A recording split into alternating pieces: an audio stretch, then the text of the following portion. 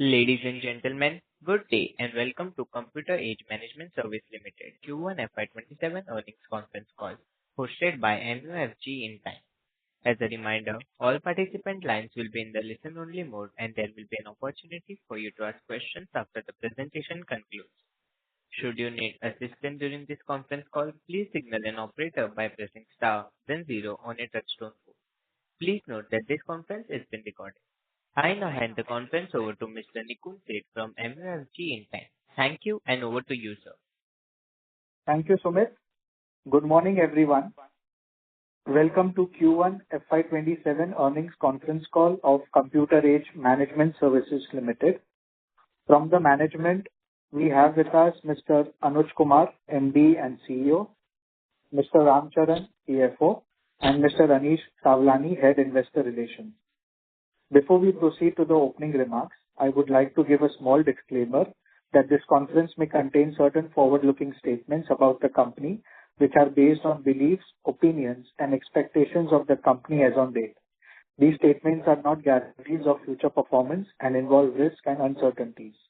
A detailed disclaimer has been published in the investor presentation. Now, I would like to hand over the conference to Mr. Anuj Kumar for his opening remarks. Thank you, and over to you, sir. Nikesh, thank you very much. Good morning to everyone. Appreciate everyone joining the earnings call for the first quarter FY27. So I presume all of you would have read the press release and you would have downloaded a copy of the presentation. So I'll just quickly jump into the details. Just given the backdrop of the times we are in, I think it was a solid quarter from us. You've seen that EBITDA grew over 18% year-on-year to get to 183 crore. This is our highest ever number. And despite the challenging market conditions, I think it did two things. One, despite the fact that AUM did not grow as much as it traditionally would have grown, we were able to post an 18% increase in EBITDA, 17% in PAT. Also the fact that this perhaps now almost puts in the background all the pricing adjustments of the last year, because you know that we had dropped from similar levels to about 42% operating EBITDA and climbed back in the next 4 to 5 quarters back to 46. So to that extent, 46.4% operating EBITDA looks like a very nice number. EBITDA margin expansion, 270 basis points. This all of you know from 43.7 a year back to 46.4. We are now heading towards, highest was a shade above 47. So we are heading in that direction. And again, I would say pretty sound just given the times that the last 2 years AUM expansion has not been as much as you would expect. And the fact that the pricing adjustment, the one-time pricing adjustment is, well, a bit of the backdrop, but not very recent, but 1 year old. Operating revenue grew 11.5% to 395 crore. Within this, the two components are the MF revenue. The MF revenue actually, absolute MF revenue grew under 10%. Asset-based revenue grew about a little over 11%. But if you see the non-MF businesses, they grew collectively over 28%. And I would say that I am personally pretty happy with the progress of non-MF, because you know that we've not done significantly margin dilutive stuff anywhere in the portfolio. We've taken bets. Those bets have paid off. I think a lot of the bets have paid off. Pay has paid off significantly. Alternatives, despite all the competition and new players who entered in the last many years and continue to enter, we grew in the mid-20s. KRA, which is the third large non-MF contributor, obviously did not grow given the backdrop of the price adjustments that the industry has taken. But I think from the second quarter onwards, things will start looking good in that territory also. So on a blended basis, 11.2% MF revenue growth, 28% plus non-MF growth. We expect, therefore, that non-MF growth will stay blended upwards of 20%. We are now in the we've had half of the second quarter done, and we have some view of what will happen in the second quarter. So we believe that for the year, overall blended non-MF revenue will certainly be 20%. If you're lucky, it could come at 22, 23%. MF revenue, we would like it to grow at least 12%. Blended, we are expecting about a 13% overall revenue growth, about a 16% EBITDA growth. So it seems to be on that track. And from a broad basis, if you see the growth levers, what are the growth levers? Like I said, payments, we started the cards business, seems to be picking up very well. In AIF, the base has grown quite well. New logo acquisition has been sound. CAMS WealthServ has done well, continues to add heft, which you may have read in the presentation. Also, the fact now that as far as GIFT City is concerned, you would have read that we have in principle approval to start a KRA operation. We are also in the process of applying for a payment service provider license, and we haven't applied yet because there's a process related to the application. But once we have a wholesome offering of base RTA, fund accounting, KRA, for which we have in principle, and this KRA just does not apply to capital market entities in GIFT, is a far broader application. And then for payments, you know that over a period of time, these outbound funds have begun attracting money. I would say it's just a beginning, about 2 quarters old. But over a period of time, as I think there's a lot of press on portfolio rebalancing and trying overseas markets, a lot of people are writing about these things. That trend should deepen. The SIP kind of concept and overseas investments through GIFT City should deepen. All of that can drive the payments business also. So those growth drivers are in place, and I think they're doing well. From a new logo perspective, you know that we've taken 6 AMCs live last year. We've taken 1 live this year, which was AlphaGrep. We have 3 large installations which should be live from now up to the end of the year, which is Carnelian, ASK, and Neo, and 1 or 2 of the smaller ones also, but those are the salient ones. So all of that should play out in the coming months. Move to the next. From a MF perspective, therefore, you would have seen that AUM grew just under 15% year-on-year to be about 56 lakh crore. Of course, the month of July has been a lot better. April, May, June were muted months. In July, we've been much better. We've kind of grazed close to 60 lakh, but haven't got there yet. But we should get there. Market share stayed at about 67.2. I think, again, from a foundational perspective, if you look at other growth metrics, so what happened to equity AUM grew ahead of market, industry at 16 and some change, we had 17.6%. Equity net sales grew ahead of industry growth. Live SIP counts grew ahead of industry. So if I just took those 3, which is gross equity AUM growth, equity net sales growth, and live SIP account growth, I think that sums up the equity picture, because 60-65% of the MF asset revenue comes from there. So those are great foundational metrics which have been playing out for the last maybe about a couple of years, but happy to kind of share with you that all of that continues to do well. And even in tough times where the markets had bottomed out, peaked back again, and then went all the way back again in April, May, June, the SIP collections continue to hold, which is a great peek into the resilience and nerve and strength of the Indian investor, the retail investor. So this number holds in Q1 at just short of 60,000 crore. And again, from a industry collections growth perspective, for SIP has outperformed the industry.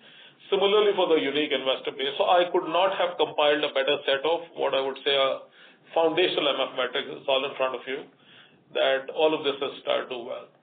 On the growth front, I must also point out, apart from GIFT, which is GIFT Retail, very formative, very early, so I will not start using adjectives to describe the growth. All I would say is we have started with the first 10,000 investors. We are nudging 750 crores of AUM. But like I said, given the din in the markets, 1.5 years back, it was about being in metal ETFs and ETFs. Today, it's about using GIFT City intelligently to do some overseas investing. I think that part has started. I'm also very happy with the SIF segment where, if we were talking to you in beginning of August last year, we did not have a single launch. The first launch happened in early October. So it's just a 10-month-old story. 11 unique SIFs have launched, 3 or 4 more will launch. And this segment has done well. Just look at the numbers, about 1,000 crore. I mean, there's not much difference between net and gross sales in the first year. But if I just took it as a net sale metric, about 1,000 crore of net sale metric every month, it's accumulated to about just in excess of 12,000 crore now, almost 50,000 investors. And when you look at the base of investors in India, and this is a slightly more wholesome product because you're allowed leverage, you can short the market, etc. You know all of that stuff. I think both GIFT and SIF should open up as new asset classes, which will grow into meaningful franchises for us. Someday I should be talking about them with the same energy and verve as I talk about alternatives, but that may come after some years. But I would say just a great start to this story. I spoke about AlphaGraph and the three other AMCs which are about to launch in the coming part of the year. I should also name Oaklane, sorry. So ASK, Carnelian, Oaklane, and Neo, which I expected they will definitely go live before December. So I think from a new AMC, buying some insurance from the new logo perspective, you have some of the best names, which will start work with us in addition to the 6 that went live last year. Move to the next. Beyond MF, I think I spoke about this, so don't want to repeat 28% plus year-on-year revenue growth. Non-MF revenue just getting to about 15%. I'm hoping this will certainly be 16% by the end of the year, but we'll watch this closely. Pay, of course, did the best, grew just short of 70% year-on-year, largely riding on cards. And cards is a business that we want to grow but don't want to scale too much. And we'll be intelligent about scaling because, it's a high bank charges kind of business where your margin will remain limited. The retail, recurring, niche kind of business is a better business to do, but we started cards about a year back.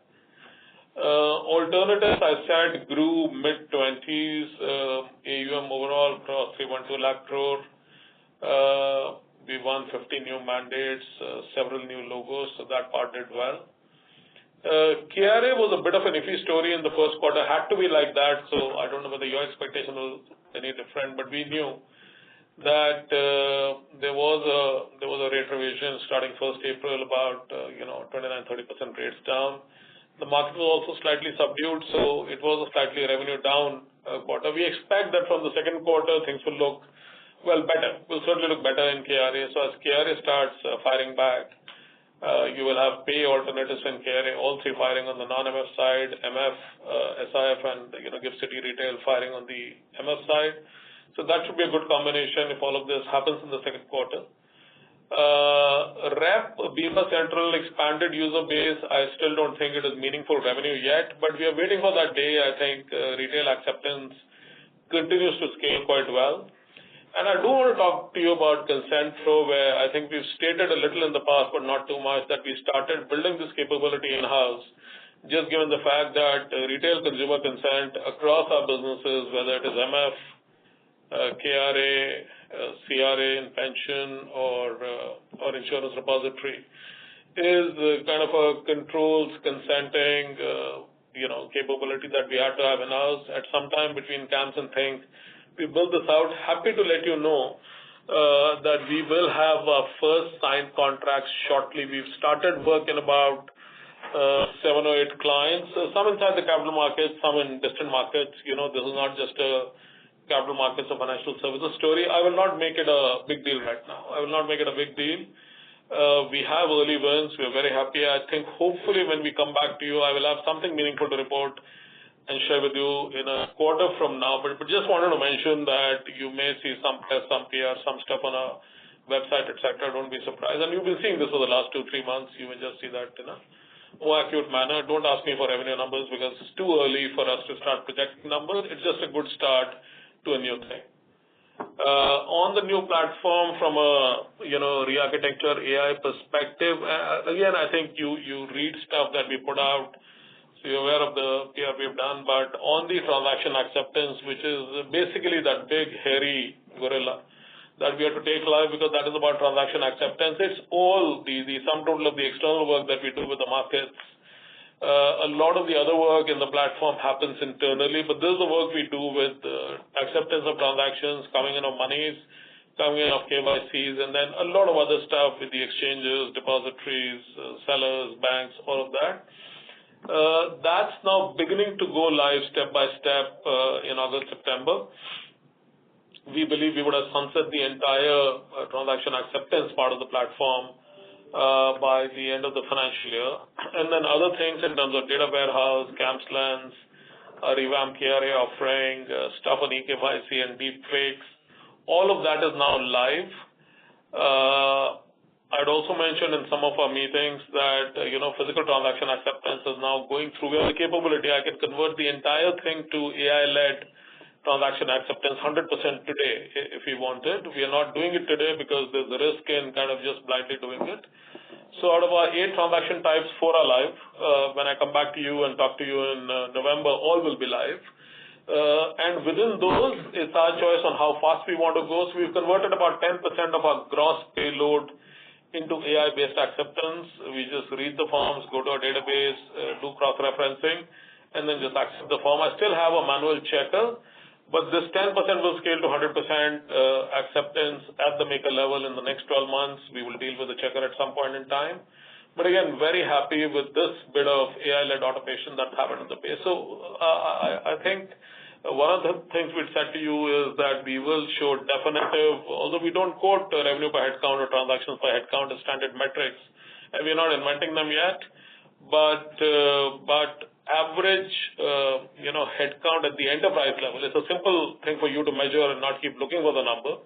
We'll give you that number, and that number is expected to have a 4 to 5%, down impact in the financial year, which has already started from 1st April onwards. We are about 2-3% down already.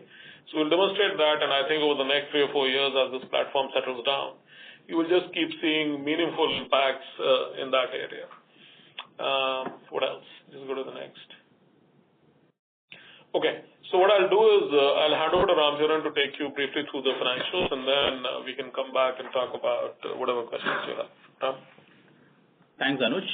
Anuj has already gone through the highlights in terms of numbers, so I won't repeat the numbers. I'll just add a few points which might kind of broaden the understanding on these numbers. You all saw a revenue growth of 11.5%.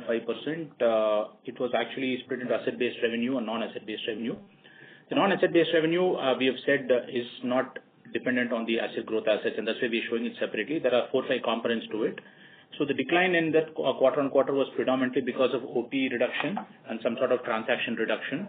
So this is something that will not keep pace with the AEM growth. But however, from an asset-based revenue perspective, we are back to where we generally guide, which is there is no yield decline as such in the current quarter. Obviously, mix played some impact on this, but even otherwise, there has been no decline in yields quarter-on-quarter. The biggest question that we had over the course of last year was, will your yields be stable? I think for the last 2-3 quarters, we have been demonstrating that the yields are within acceptable range, and this year there have actually been no depletion quarter-on-quarter.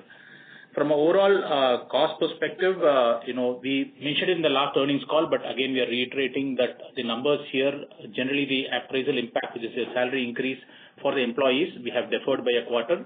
So what should have been effective from April 1st will be effective from July 1st. So you will see an additional cost impact coming in the current quarter, which was not in the earlier quarter. Which could, depending on how revenue ramp ups, anywhere be close to 2% of overall revenue. But having said that, I think from overall cost perspective, at the beginning of the year, I think when people asked for an estimate, we said that if we keep the overall cost increase year-on-year basis to less than 10%, that will be our target. And happy to say for the last quarter, on a year-on-year basis, the cost increase has been less than 7%, excluding depreciation. And the increase has been almost negligible on a quarter-on-quarter basis. So this is expected to sustain, as Anuj was mentioning about going live with various re-app modules. We expect that this productivity will be sustained. In fact, on a headcount basis, we've had a net reduction in headcount on a quarter-on-quarter basis of more than 200. On a year-on-year basis, about 85. So the productivity improvements are continuing and will continue going forward. And this will keep a kind of control over the costs that we are incurring. From a non-MF, I think we saw the numbers. Pay has been extremely strong in growth, which is 67% growth. AF has been very strong in terms of 25% growth. And KRA, because of the price impact that we are seeing, has not shown much of a growth. In fact, has gone down year-on-year. But if you normalize that for going forward increase in revenue, I think we are well on track for this 20% plus growth in non-mutual fund. In terms of cash and cash equivalent, you would have seen that we ended the quarter with a very comfortable 980 crores almost cash balance, and the board has declared a 2.5 rupees interim dividend for the Q1. So all pointers are looking good. We are seeing asset growth come back to a large extent in the current quarter. Yields being stable, non-mutual fund growth on track, and cost control measures in place. So that is a summary of the financials. I'll now hand it back to the moderator, Sumit, for questions. Thank you very much. We will now begin the question and answer session. Anyone who wishes to ask a question may press star and one on the touchtone telephone.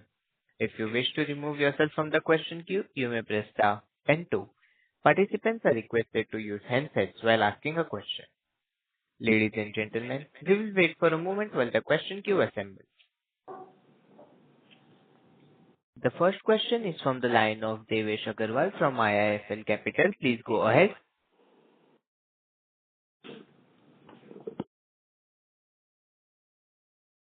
As he was disconnected, the next question is from the line of Swarnab Mukherjee from 360 ONE Capital. Please go ahead. Hi, sir. Thank you for the opportunity. I have three questions.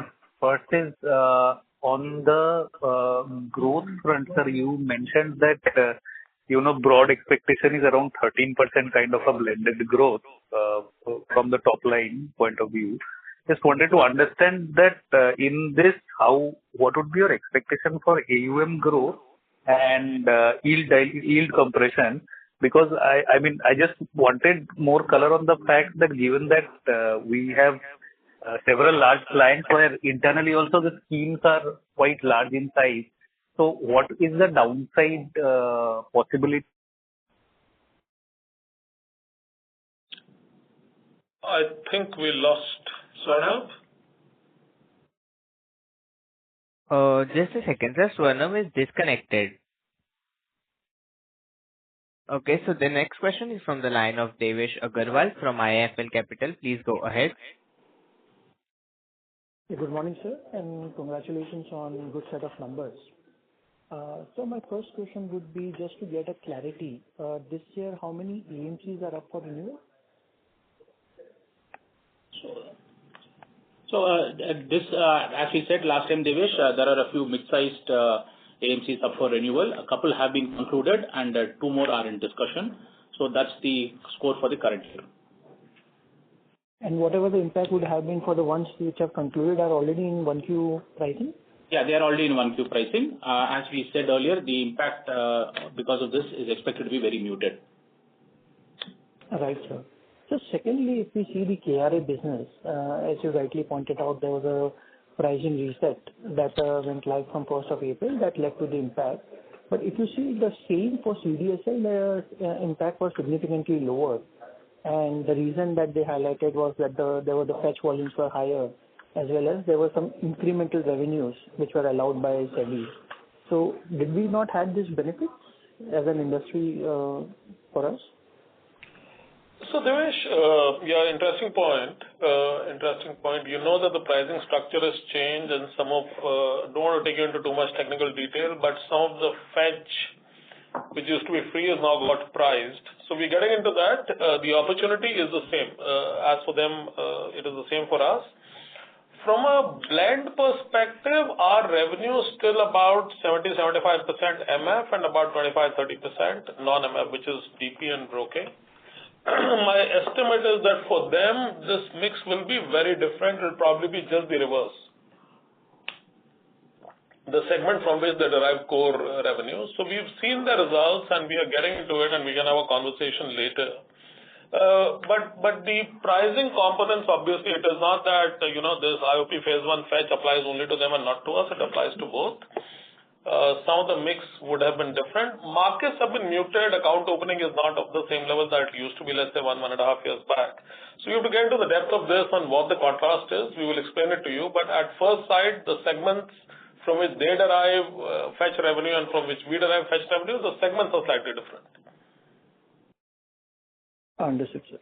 And so on an overall basis, non-MF business, what is the margin that we are delivering in 1Q and the expected margin for FY27?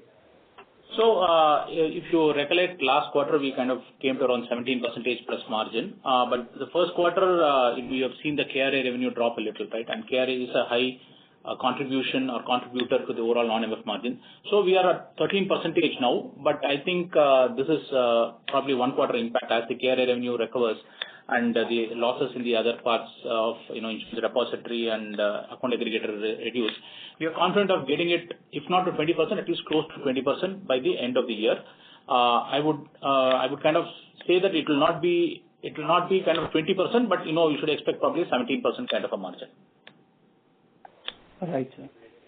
And so you did mention that SIF is now gaining traction. Could you just help us refresh what exactly is the economics in SIF for us? How does we charge? The economics in SIF are that you take a scheme, you slot it in an asset type. If it is equity-led, which most of it is, then it's an equity scheme for us. And the same rates apply.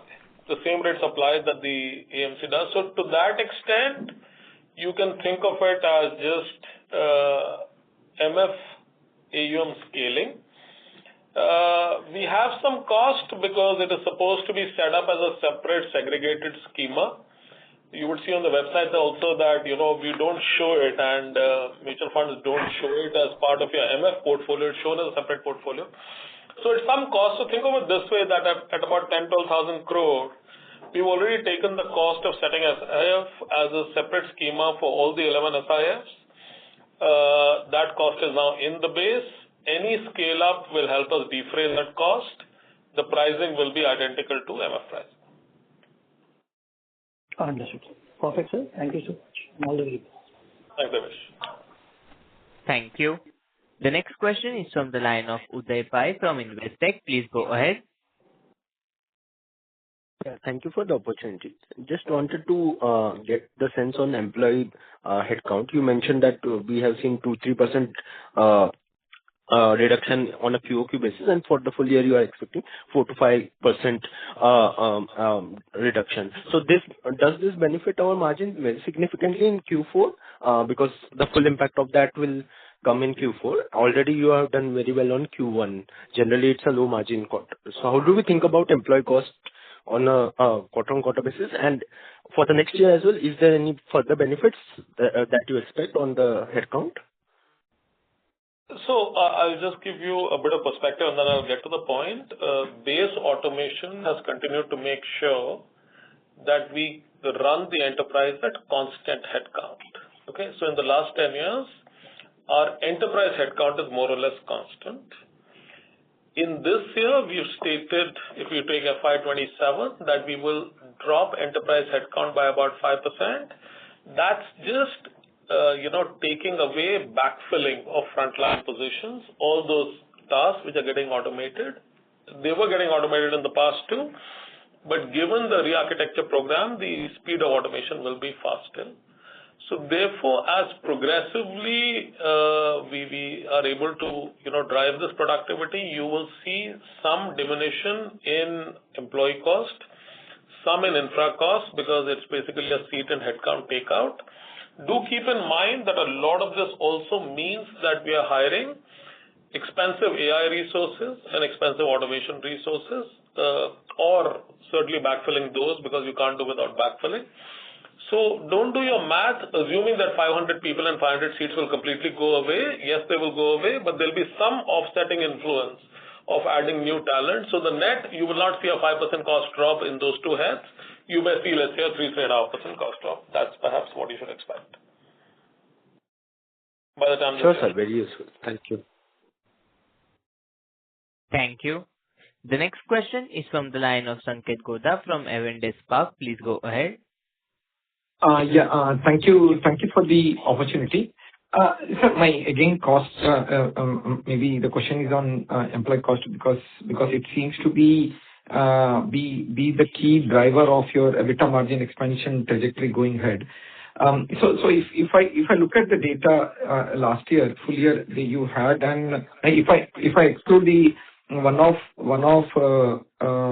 labor code impact, then you were almost at 470 crores of employee cost last year. Given headcount number will keep on coming down as you go and more automation or AI mode of doing the work, is it fair to say that even if you assume annual escalation and probably fill with the a little more talented or skilled employees, this number should grow at a very low single digit rate for next few years in that sense, and that will be the key driver of the EBITDA margin? So, Sanket, I think last call also we said the same thing. We will be kind of endeavor to keep the employee cost growth to around 5%, including the appraisal number. Bear in mind that while there is a productivity increase and automation that happens, the other part of the business, which is your risk, compliance, software development, etc., they will still require some investment on people, right? So it will not be just a one-sided reduction in one side and other side, no filling up happening. So I think it will be a balanced kind of an approach, but our target is to keep it around 5% employee cost increase on a year-on-year basis. Understood, sir. So, the reason why I'm asking this is that you have employee cost lever and you have the lever from other businesses showing a better margin trajectory, which you already told, sir, that it will go from 17 to 20 probably in the current year, and maybe it will further expand in the next year. So if I look it in combo, last year you were at 45. Is it fair to say that maybe you already told it, but fair to say that the more assuming no yield meaningful pressure, the normalized margins will be at least 150 to 200 basis point compared to currently what we are reporting? So, Sanket, directionally, maybe yes. Do remember that as Ram pointed out, since we deferred increments by a quarter, you did not see the base impact in the first quarter. You will see the base impact in the second quarter. But if I talk of the year, it makes no difference in which quarter I make the increments. It will show up in the year's trajectory. That's point number one. Secondly, also think of all investments in technology to be not just people. You're reading the same articles I'm reading, that manufacturers of hardware and data center services are getting expensive because of hyperscalers getting a lot of demand from the AI-led segments. So there is some cost expansion there. The puts and takes, therefore, are that when I take all of this together, we have stated in the past that you can expect about a 1% margin expansion from our side. Can we get to 1.5%? I would say yes. I mean, let's just watch it closely. We hope we get there, but directionally you are right. We would still say that 1% we are very confident of. We may get to 1.5%. Understood, sir. And maybe again on the employee count number, if you can call out that number in the current quarter compared to the last year. And second is on Think 360, we increased the stake. So what is our current ownership and how do we see the ownership to play out in Think 360 eventually? So on Think 360, the transaction had happened in 2023. Both the founders and us had the option to expand shareholding at the end of the third and the end of the fourth year. So the founders obviously will move at some time, like all founders. And what you're seeing as expansion in ownership is the first tranche of our call of their put getting executed. You will see the second tranche of this get executed about a year from now. I'm not sure about which month, but it will certainly happen in about 12 months' time. So that's one thing that you will see happen. We may still choose, because it's an award-winning company with a lot of IP-related work in segments where CAMS has not been present, we may continue running the company separately and may never sunset the name. That's a decision we still have to take. So we may not, because they work in the NBFC and fintech segment, we will not like to merge it with CAMS at any point in time. I just want to run it separately. But that's on the ownership. On the first part, which is employee count. So you should look at a headcount currently to be just shy of 8,300 for the company. On a year-on-year basis, we are down around 85 in headcount, and on a quarter-on-quarter basis, we are on a 225 down on headcount. Understood, sir. Perfect. That's it from my side. Thank you. Thank you. The next question is from the line of Madhukar from JP Morgan. Please go ahead. Hi, sir. Congratulations on good numbers. So first, on this employee cost expense, you gave a guidance of 5% growth. That is like, for what time period? Is it like a medium-term guidance? So that's the first thing. Second, on the KRA revenues, one of the other companies in this business pointed out of an additional way that you can charge your customers. It was not clear whether you are also charging that additional fee, or is it that sort of different players are adopting a different revenue model over here right now, and which is a little unclear, so how this is changing. So I'm a little confused about that. So if you could clarify on both these things. Thanks. No, sure. So let me answer the second question first. When the price contraction in KRA was proposed, it was largely proposed so that, expansion in demat accounts and mutual fund folios does not get constrained because of any single cost line, and it was the attempt of the industry to bring it to more rational limits. You know that for things like Choti SIP, etc., the price was already rationalized. So this part had happened. At that time, there is one component of KRA where any participant, any market intermediary can come to us and check whether, let's say, SPY case, Anuj Kumar is present in one of the KRAs or not. He's still not downloading the information. He's just asking that question. So these kind of things used to be free at one time. In the new dispensation, it was believed that since the KRA industry is taking a large haircut, you should be allowed to charge for these kind of things also. So just to make it clear, there are no asymmetries in the charging methodology for KRAs. There are no asymmetries. Everybody charges uniformly and for the same utility, and largely the prices will be same. It is not disallowed not to do any private deals with large consumers, so there will be 5 or 10 or 15 large deals in the industry. But other than that, it is more or less uniform pricing. So whatever the other guy has told you applies to us also. Like we said at the beginning of this call, that we also want to go back and check, because we don't believe it's such a large impacting item at all. It's not a large impact item. This was the first quarter of invoicing, but just to give you a short answer, all of us are allowed to charge in the same way. On the first part of your question, Madhukar, you'd asked whether 5% expansion is for a definite period. I'll let Ram take it.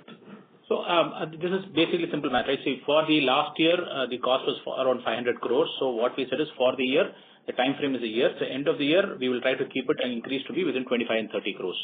So this is a steep order, given that, the increment impact could itself be more than that, but that's where the productivity increases and the rationalization comes. So to answer your question, it is end of the year on year, your cost increase should be around 5% for employees. And for a more medium-term guidance, like if I were to ask you for a period of FY28, FY29, do you think this is a sustainable number on an overall sort of for employee cost and even the other expenses, if you could give us some color, whether you could continue to sustain this kind of efficiency levels going forward? Yeah. So we are confident of two things. One is that there will be further rationalization that happens in terms of, driven by productivity and automation, especially after VR goes live. But the second part of the equation is what Anuj was mentioning, which is that it's not a standalone employee count or cost that is relevant from a bottom line perspective. It is also what we spend on other variable component, given that we are variabilizing some of our costs in terms of cloud, etc. And I think overall from a cost perspective, we have taken a target that our cost increase should be less than 10% for the year. And that's the target that we will have for the remaining years also. So to answer your question, yes, we will keep our cost increase down to less than 10% overall across all heads of expense for the next 2-3 years. At least that's the endeavor that we have. Got it, sir. Thank you. All the best. Thank you. The next question is from the line of Lalit Deo from Equirus Securities. Please go ahead. Yeah, hi, sir. Good morning. So just one question on this non-asset based MF revenues. So like in the past, we have highlighted that almost like 50% of the 50% of that revenue comes from the transaction business. So now if I look at the number of transactions on a YOY basis, that has increased by 20%. But on a YOY level, the non-asset-based revenues, non-asset-based MS revenues have declined.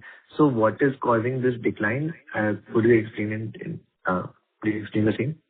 So two things. One is that the total transactions are fine, but most of them are digital transactions. If you see the paper transactions, they're only less than 10% of the overall transactions. So what we charge for is a subset of the paper transactions. And so on a year-on-year basis, actually, if you see the contributing factors was there is also NFO decline. The transaction was small decline, but there was an NFO decline, and there are some application fees that we do. We had some arrangement with some of our customers like NSE, which has wound down. So that's the contributing to this. On a quarter-on-quarter basis, there has been a drop in transaction. It's also driven by some MF Central related revenues. It's also driven by OPE. So I urge you not to take the overall transaction count as a proxy for finding this revenue, because a lot of it is actually digital transactions. We charge only part of the transactions and part of the paper transactions. Thank you, sir. Thank you. The next question is from the line of Abhijit from Kotak. Please go ahead. Yeah, hi, good morning, everyone. So my first question was on the AI and automation related gains. So in terms of how do you think about being able to sustain and retain these gains, beyond, let's say, the next maybe a year or so?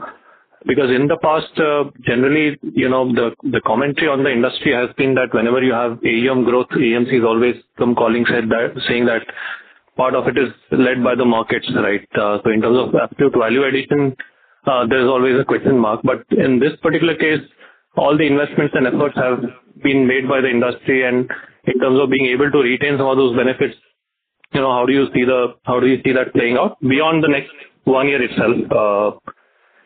The second question was specifically if there's been if I missed, if there's a yield outlook for the rest of the year. And the last question is on the payment side, it's good to see the jump in revenue growth, but if you could give some color in terms of, let's say, any new segments which are contributing to these growth, and whether it's all transaction driven or there is like a one-time onboarding related revenues here as well. Yeah, sure, Vijay. So I'll try to take your questions in sequence. As far as deployment of AI, etc. is concerned, don't overplay it in your mind. Like I said, that we have scaled this company significantly on constant headcount in 10 years. Base automation. So automation as a story continues to play out. The benefits are seen in the way we operate, and all of you have seen that. The AI-led benefits are largely the new platform. Why are we building the new platform? Because we still operate off a platform which is 2.5 decades old, and technologies were not available to do things that we can do today. So it was a necessity. We are well into the process now. We will build the new platform. All the incremental benefits, therefore, so I will call them incremental benefits because base automation benefits anyway would have happened, is what you are seeing in not constant but a drop in headcount. And I think this process will last maybe the next 3 years, perhaps 4 years. I mean, it will certainly be 3 years, where gradually, as we take things live, item by item by item, we will drive productivity inside our system. I must also tell you that we will be driving larger productivity outside of CAMS across the industry, where more and more transactions will become untouched, more and more remediation will be a single shot remediation, more and more rework or excessive communication, etc. will get eliminated. So this is accretive for the industry, and I would venture out to say that it will be more accretive for the industry than it will be for CAMS. It will take cost out not just from our base, but from the base of the AMCs and distributors and exchanges, whoever you name, because everything in the end converges upon us. So that's one part. Is all of that going to show up in our base P&L? Some of it certainly will, but like I said, and all of you are reading this, that the story which is playing out in the cloud cost, data center, hardware, arena is very different, where things are becoming expensive faster than we thought, and some of that will hit us. Net, of course, it will be accretive, but some of that will certainly hit us. As far as the AMCs are concerned, what are they going to see? They are going to see a more productive phase for themselves, for the industries that they deal with, and of course, a more productive CAMs. Will that be margin accretive for us? Like we said, today we are not claiming that a 1% annual margin expansion will go to 2 or 3%. We are not saying that. I said we may get to 1.5%, but let's wait till the end of the year. So the AMCs, will their fundamental behavior and their fundamental attitude to efficiency change? I don't think the answer is either ways. I'm expecting constant behavior on both sides. And I would say this is a step-by-step accretive process. We are not announcing it like big bang, like the rest of the world is talking about what AI will do. We've not made a single statement. I will not make that statement even today. You should just assume that we will continue getting more efficient, and some of that, after everything is taken, will show up in the base. So that was one of your questions. So what was it? Payment revenue. On payments, we have said that recurring payments inside of insurance, mutual funds, and NBFC was a core base 1.5 years back. We opted to we had a PA license. Now we do PG work with largely credit cards. Some of the revenue expansion you are seeing is credit card transaction related. I said at the beginning that it's a low margin business, and you know that our preference to have a book dominated by low margin business is limited. So we will grow cards, but we will grow it step by step. We do not want to do margin dilutive stuff in the base. That's just against our nature. But that's a new thing which has happened. Education as a segment has opened, but I will not attribute a lot of revenue increase to that. I think cards is certainly revenue accretive, not as much payment. And there was nothing one time. We've said this in the past, Abhijit, that to build the book, we never take anything one time and then drop it in the next quarter. Go back to our entire listed history of, 40 quarters. You will not find, not 40, 24, 26 quarters. You will not find a single instance. So there's nothing one time. Sorry? Yeah. As far as the yield is concerned, I think we said this, and I said this in my commentary, so did Ram, that we've come out of the compression that we reported in 4Q25, 1Q26. So that is now all in the base. A lot of the stuff which belongs to this year, whatever had to be done, is in the base in the first quarter. What is residual for the next 3 or 4 quarters will not be significant. So that is what I would think you should take as broad guidance. Now, the telescopic part of the contraction has nothing to do with any negotiation. It's anyways in the base. You will see that play out, but we've said historically that you should see 2.5 to 3% annually. My guess is that's perhaps the number you will end up seeing when we speak to you in May. Got it. Thank you so much. Thank you. The next question is from the line of Sonal Gandhi from AM Securities. Please go ahead. Hi, this is Sonal from Ansett. Thank you for taking my question. Just a couple of them. How do you see CapEx, playing out for FY27 and FY28? And what are the components, of this CapEx expense? Also, just wanted some clarity, do you capitalize AI-related, headcount expenses into CapEx, or is it shown as part of employee cost? Another one was in the depreciation. So we've seen that depreciation is down on a quarter-on-quarter basis. So how do we see, depreciation kind of playing out for the rest 3 quarters? And I think you've alluded to EBITDA growth of 16%. So how do we see that growth for the year? Thank you. Okay. So I'll just take the first question on CapEx outlook. So for the current year, I think the last quarter also we mentioned that we expect for the for the coming year the on-prem related CapEx, including tools and servers and storage and premises, etc., to be in the region of 75 crores. This will progressively go down in the subsequent years once the cloud infrastructure gets up and running and we migrate to the cloud for the re-architecture project. From a re-arch perspective, we expect to spend the overall project cost, as we have said, is around 500 crores. We have so far spent 123 crores on this, and part of it is CapEx, part of it is OpEx. On the overall 500 crores, we expect around 290 crores to be the CapEx number, out of which in the current quarter we have capitalized around 40 crores. Right? So because of going live of some of these projects, we kind of take it to CapEx and start amortizing. This happened in the first quarter. So in the rest of the year, we will expect that at least another 80 crores will get capitalized, and going forward, a similar number will get capitalized the year and year after. So you should expect, and this is a 10-year amortization, So if you kind of average it out on a yearly basis, you should expect in the current year at least an increase in depreciation to the extent of 4 to 5 crores for the rest of the year because of the REAR capitalization. And next year onwards, this will be additive. This is 8 crores plus another 4 to 5 crores. So it will have another 12 crores capitalization, additional depreciation next year. And similarly for the year after. After that, everything will be in the base. So this is the REAR part of it. The other capitalization, what you see, will go on as it is. The reason why you saw a decline in depreciation this year was basically the return on value actually has a steep decline in depreciation quarter on quarter because that's the way the depreciation is charged. So we had a large capex outflow similar quarter last year, which kind of went off year one. So the year two depreciation is significantly lower, and a further capitalization for the quarter has been very, very muted from an on-prem perspective. So if you see the net of that, there has been a drop in depreciation, but this is not something that you will see every quarter. This is more to do with a very muted capitalization in the first quarter, which will pick up as we go along. So I would urge you not to extrapolate the decline in depreciation this quarter for the rest of the year and say we will have a 15 crore drop in depreciation. That will not happen. In fact, you will see an increase in depreciation because of the capitalization we do for the REAR expenditure. The policy that we follow has been very conservative in terms of capitalization development cost. The core mutual fund platform, the KRA platform, the payments platform, everything, all expenses that we do, whether it is AI, not AI related, automation, maintenance, bug fixing, etc., is taken as a part of the employee cost. We have a 100% subsidiary, Sterling Software, whose cost is taken as employee cost in the base. Only for the fresh re-architecture project, the people who are actually involved in coding the new platform on the cloud, their cost alone is taken as a capital expenditure, and that is the 290 crores that I spoke about earlier, out of the 500 crores cost that we're talking. Right. On the EBITDA growth, I think Anuj has spoken in detail about how we plan to get there. Is there any specific component of it that you have a question? I'll be happy to answer. So my question was more to do with how do we see PAT growth for the year? So you will see, right? So you see that there is if your EBITDA growth is around 45%, your PAT growth is around 31%.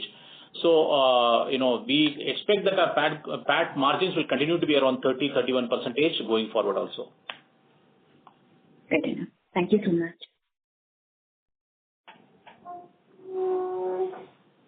Thank you. The next question is from the line of Divyansh Jaju from Trinetra Asset Managers. Please go ahead. Hello, sir. Thank you for the opportunity. My major questions are covered. Still, I want to know more about, in the recent quarters, the overall business level, the revenue growth has been muted. And in our distributor service space, the competition is also rising. So what are the key things as a business we are doing to accelerate revenue going forward? Sir, I'm still trying to understand your question. You're saying in the distributor servicing space, competition is going up. In the MF segment, distributor-led services are not very revenue accretive. If you take out MF Central Cash and some of the APIs that we sell to them, and we may have done a few websites, etc., it isn't a very large segment, so I'm not clear what you mean by that. But just think of it this way, that the MFs pay us most of the money, neither the individual consumers nor the distributors pay any large lumps of money for that to be meaningful. Competition there, I would again kind of grope a little for the genesis of that statement, but competition perhaps remains what it used to be.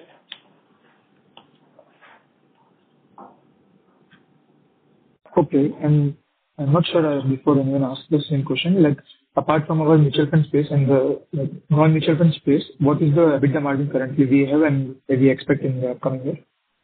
Yeah, so this first quarter, given the KRA revenue was a little lesser than what generally it is, the revenue, the margin was around 13%.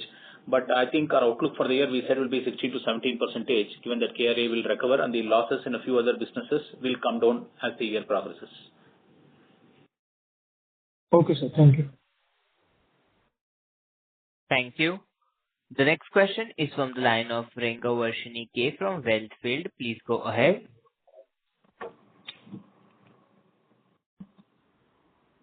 Hello. Please go ahead.